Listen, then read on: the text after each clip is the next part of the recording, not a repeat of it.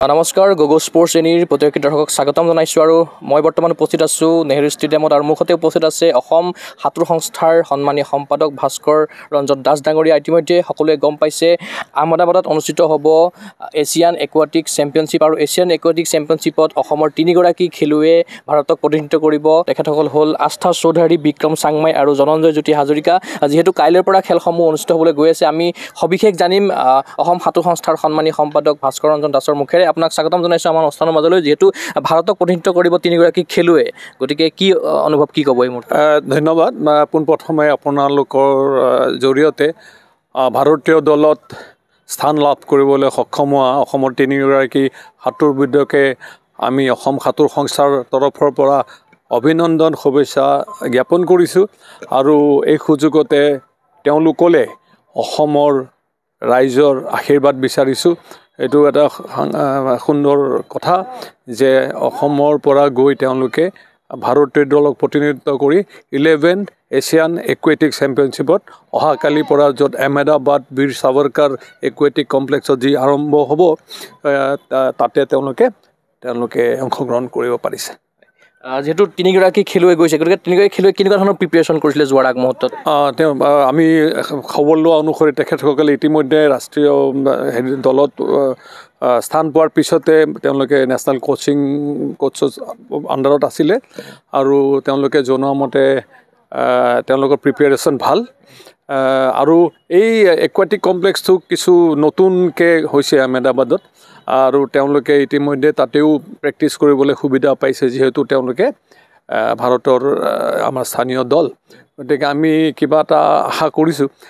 চাওঁ, আপোনালোকৰ মানে ৰাইজে আশীৰ্বাদ কৰিলে কিবা ভাল ফল হ'বও পাৰে। ইণ্ডিয়া টীমত কেইজন গৈছে টোটেল খেলুৱৈ? ইণ্ডিয়া টীমত এৰাউণ্ড 29 সাঁতোৰবিদ আছে, তাৰ মাজত অসমৰ তিনিগৰাকী আমাৰ। 29ৰ মাজত অসমৰ তিনিগৰাকী খেলুৱৈ আছে যিহেতু আপুনি উল্লেখ কৰিছে, গতিকে তাৰ মাজত চিলেকশ্যন পোৱাটো নিশ্চয়কৈ এটা আছে। ভাৰতীয় দলটো মই 29 মানে বহল অৰ্থত কৈছোঁ। ইতিমধ্যে ইয়াত ৱাটাৰ পলো টীমো আছে, ইণ্ডিয়ান ৱাটাৰ পলো টীম। আমাৰ অকল একুৱেটিক ডাইভিং আৰু ৱাটাৰ পলো টীম পাৰ্টিচিপেট কৰিব ইণ্ডিয়া। যিহেতু আমাৰ চিংক্ৰনাইজ ছুইমিং ভাৰতবৰ্ষত ইতিমধ্যে প্ৰচলিত হোৱা নাই, কিন্তু এই চিংক্ৰনাইজ ছুইমিঙো প্ৰতিযোগিতাও 11th এই যে এছিয়ান চেম্পিয়নশ্বিপত হ'ব। গতিকে আমি তিনিটা ছুইমিং, ডাইভিং আৰু ৱাটাৰ পলত আমাৰ ভাৰতীয় দলে অংশগ্ৰহণ কৰিব। আৰু এইটো এটা আমাৰ কাৰণে, বিশেষকৈ অসমৰ কাৰণে এইটো সাংঘাতিক খবৰ এটা। মানে আজি আমি এইটো এটা পদক্ষেপ, মানে অলিম্পিকটো আমাৰ লক্ষ্য, গতিকে এইটো এটা পদক্ষেপ। আৰু আস্থা চৌধুৰী, বিক্ৰম চাংমাই আৰু জনঞ্জয় জ্যোতি হাজৰিকা কি বেণ্ডত পাৰ্টিচিপেট কৰিব? তেওঁলোক তিনিজনে বাটাৰফ্লাই, যিটো ফ্লাই বুলি কওঁ, আস্থাই 100, 200 আৰু তেওঁ এটা ৰিলেট, মিডল ৰিলেটো অংশগ্ৰহণ কৰিব। বিক্ৰম আৰু জনঞ্জয়ে 100 আৰু 50 ফ্লাইট অংশগ্ৰহণ কৰিব। যিহেতু নতুন বুলি কৈছে আপুনি, আগতে বোধহয় অসমৰ পৰা যোৱা নাই এইটো? নাই, এছিয়ান এইটো যোৱা নাই। গতিকে এইটো আমাৰ কাৰণে, অসমৰ কাৰণে সুখবৰ। মানে আমাৰ সাঁতোৰবিদসকলে সেইটো স্তৰ পাবলৈ সক্ষম হৈছে। কেনেকুৱা ৰুট মেপেৰে আপোনালোকে আগবাঢ়িছে? যিহেতু আপোনালোকে এছিয়ান গেমছতো গৈছে অসমৰ খেলুৱৈ সাঁতোৰবিদ, শেহতীয়াভাৱে শিৱাংগী শৰ্মা গৈছিলে, তাৰ পাছৰ পৰ্যায়ত আপোনালোকে এইবাৰ এছিয়ান একুৱাটিক চেম্পিয়নশ্বিপত তিনিগৰাকী খেলুৱৈ ভাৰতক প্ৰতিনিধিত্ব কৰিবলৈ গৈছে। গতিকে কেনেকুৱা ধৰণৰ ৰুট মেপেৰে আপোনালোক আগবাঢ়িছে বৰ্তমান সময়ত? ইতিমধ্যে আপোনালোকে গম পায়, আমাৰ দুজন ইউথ ইতিমধ্যে তেওঁলোকে জুনিয়ৰ ৱৰ্ল্ড চেম্পিয়নশ্বিপতো অংশগ্ৰহণ কৰি আহিলে। ভাল 19 স্থান, জনঞ্জয়টো 19 দখল কৰিবলৈ সক্ষম হৈছে। এই দুয়োগৰাকী খেলুৱৈ মানে এটা উইদিন 150 এনেকৈ আছে। গতিকে এইটো ভাল খবৰ। আমি সা সুবিধা যদি আৰু অলপ ভাল হয়, তেনেহ'লে আমি আচলতে প্ৰস্তুত কৰি গোটেই বস্তুখিনি ইয়াতেই প্ৰস্তুত কৰি উলিয়াব লাগিব স্থানীয়ভাৱে। মানে যিহেতু 36ত আমি শুনিছোঁ ভাৰতবৰ্ষত অলিম্পিক কৰাৰ এটা প্ৰয়াস কৰিছে।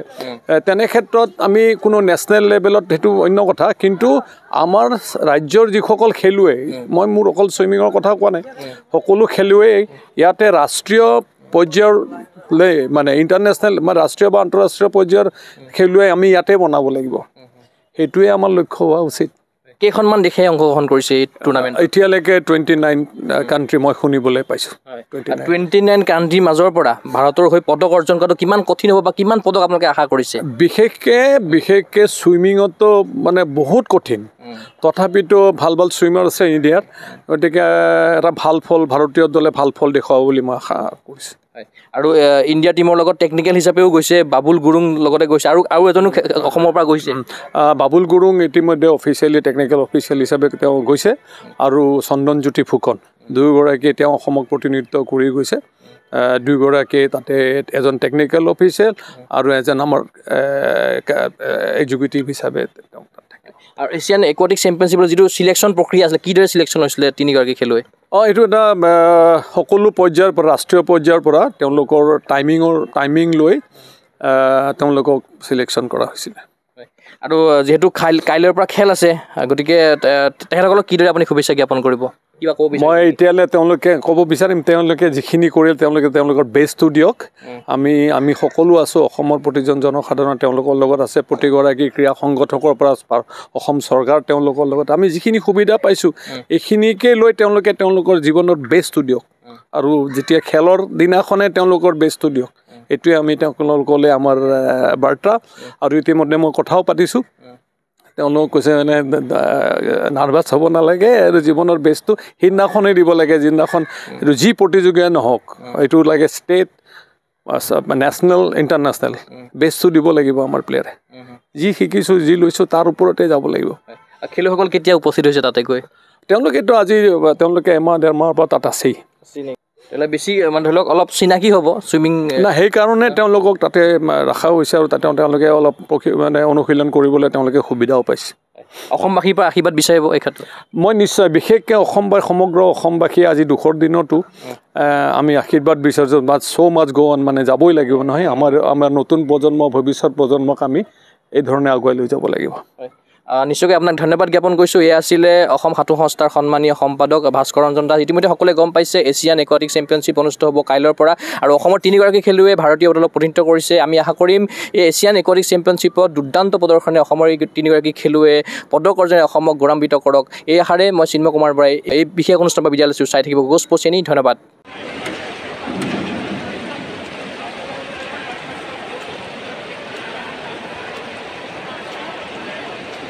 Thank you, Mark. Go!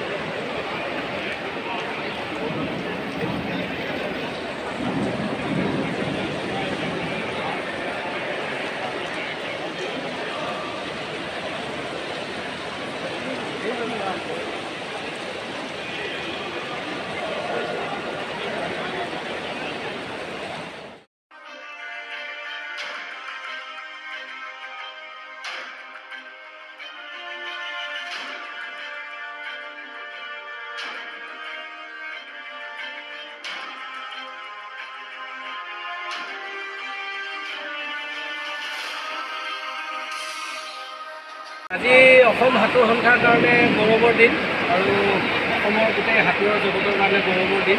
আমাৰ তিনিগৰাকীকৈ অসমৰ খেলুৱৈ গোটেই অসমীয়া জাতিক গৌৰৱান্বিত কৰি ভাৰতীয় দলত আজি স্থান পাইছে। আজি 11 এছিয়ান একুৱেটিক চেম্পিয়নশ্বিপত তেওঁলোকে ভাৰতীয় দলক প্ৰতিনিধিত্ব কৰিব। গতিকে আমি অসম সাঁতোৰ সংস্থাৰ বিষয়ববীয়াসকল ইয়াতে আছোঁহি। আমি শুভেচ্ছা জনাইছোঁ অসমবাসীৰ হৈ, তেওঁলোকে যাতে ভাল ৰিজাল্ট কৰিব।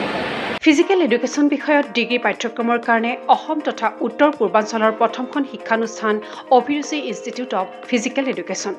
2 বছৰীয়া ফিজিকেল এডুকেশ্যনৰ BPEd পাঠ্যক্ৰম আৰু 4 বছৰীয়া BPES পাঠ্যক্ৰমৰ বাবে নামভৰ্তি চলি আছে। বিতংকৈ জানিবৰ বাবে আজিয়েই যোগাযোগ কৰক। যোগাযোগৰ নম্বৰসমূহ হৈছে 9435100098, 7002233540, 88765210998, ৱেবছাইট www.aipguwahati.in।